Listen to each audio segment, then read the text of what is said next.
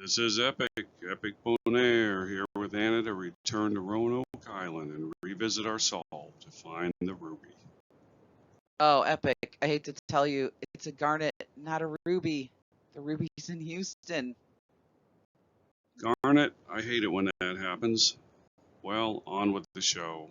This episode is part of our new series that focuses on the KISS principle, keeping it simple.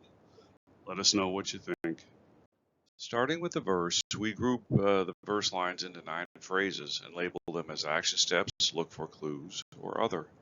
We see 5 action steps and 4 things to look for.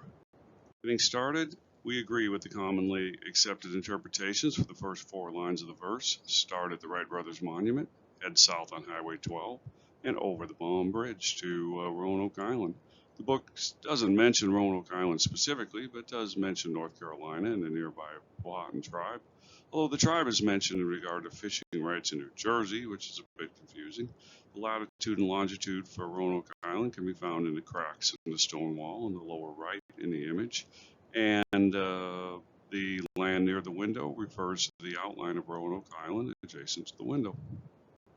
As you're riding the Man of Oz, give him a rest and look to your left and see Bell Island, hinted at by all the bells on the image.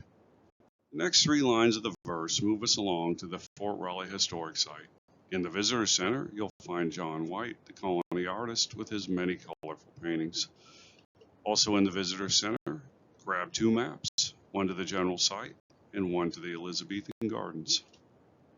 The image not only identifies Roanoke Island, it actually points to where to dig, the fort. We know from later lines in the verse that the cask is under the beach.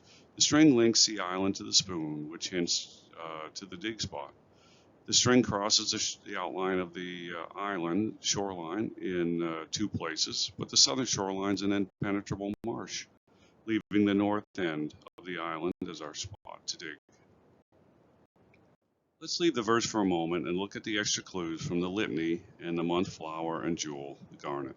They all agree it's all about Queen Elizabeth I of England. With her red hair, she was crowned in January. The litany mentions the English queen with her garnet crown jewel. Queen Elizabeth I funded the Roanoke Island colony expedition and other expeditions to the New World. So in our hunt for the cask, the obvious choice is to head to the Elizabethan Gardens within the Fort Raleigh site. The symbol of the Elizabethan Gardens is the red carnation, which matches the carnation on the image. In the Elizabethan Gardens, there's a statue of Queen Elizabeth I, a monument to Virginia Dare, a trail to the beach, and 2 columns. Easy peasy. Let's go.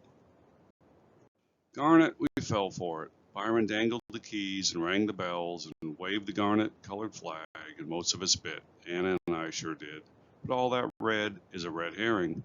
Nothing actually says to go to the Elizabethan Gardens, but it's easy to jump to that conclusion. Instead, leave the visitor center and head towards the theater, past the entrance road circle, and end up squarely in the theater parking lot.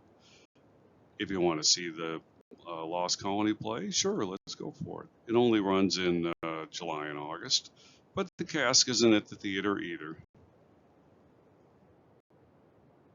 If you've avoided getting stuck in the gardens of the theater, keep going. From the middle of the north end of the parking lot, find a path that beckons. It heads north. Looks like it may go to the beach. These 2 verse lines confirm that the beach is a spot. At the shoreline, you'll see a lot of driftwood because of the beach erosion, and a lot of mica because, well, North Carolina in general has a lot of mica. If traveling by boat, the shore or the beach is the first thing seen when arriving, land ho, and the last thing touched when leaving. You go down the beach, you get in your little boat, and you row out to the big sailing ship. Follow the trail to arrive at the beach next to a house, referred to as the Preiss house. The house is on some Fort Raleigh maps that we've seen and is labeled the Preiss house, but we couldn't find any reason why it's called the Preiss house. At the beach, we ponder what to do next. Let's take a look at the image. It has a ton of detail, making it challenging to interpret.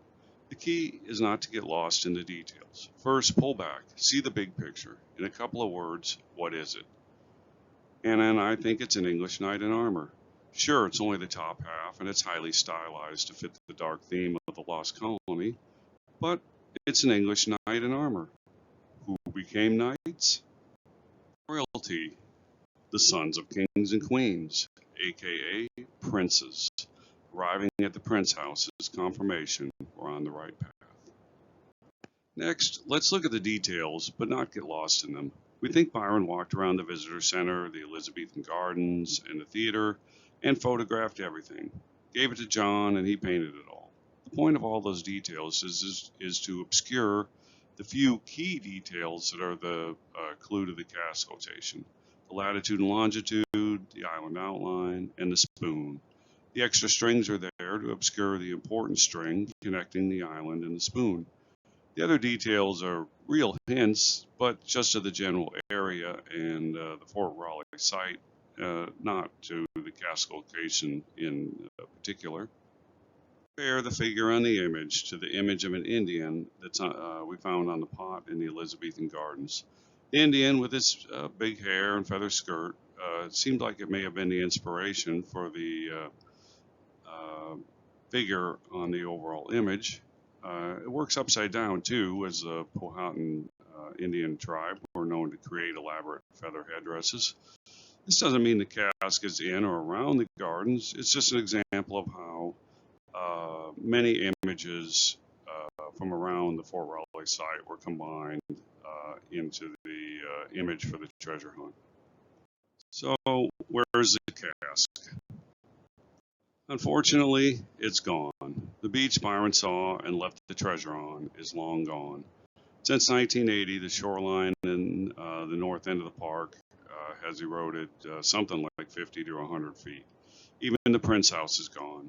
The cask was likely gone within a few years after Byron buried it. We found this photograph from 1982 of archaeologists searching the shoreline for artifacts just west of the Prince house. Prior to 1982, it was thought that the area and the shoreline around the Prince house had no artifacts and were of no historical importance. So Byron may have thought it was okay to bury the cask at a National Historic Site. Also, we've read that in North Carolina, the beach is always public property. If the beach erodes, well, tough luck. The National Historic Site just got smaller. So the beach is really next to the historic site, not part of it. That's another reason Byron may have considered this to be an acceptable location to hide a cask. The lines on the image may represent the beach and the bank and the forested slope. The digging end of the spoon has a black ball, and there appear to be two other balls in line with the black one. One ball is gold and the other is green or maybe gray. A medallion or a pottery shard or something else hangs from the handle of the spoon, but it's too blurry to make out the details. These seem likely to be the clues that would have hinted to the specific digging spot, such as under the black ball, but unfortunately these items are gone. Enlarging the photo shows an object on the bank near the end of the trail that appears to be dark and circle-like, but unfortunately is too blurry to clearly identify. Perhaps this is the object hinted at by the black ball on the spoon, hinting to dig beneath it at the top of the beach to find the cask.